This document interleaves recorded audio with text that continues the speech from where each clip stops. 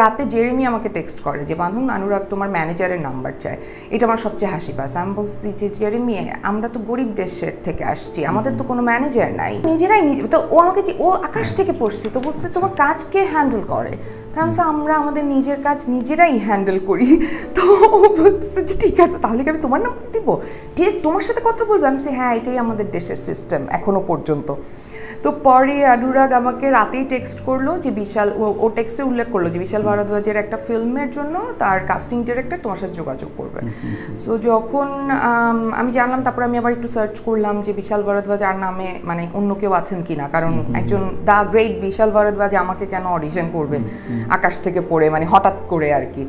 So পরে গৌতমের সাথে texting হলো, ও বললো যে ও অডিশন করতে চায় বাংলাদেশে একটা মেয়ের ক্যারেক্টার।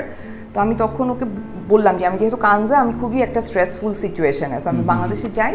তো তারপরে কিন্তু ওরা আমাকে যে স্ক্রিপ্টটা দিল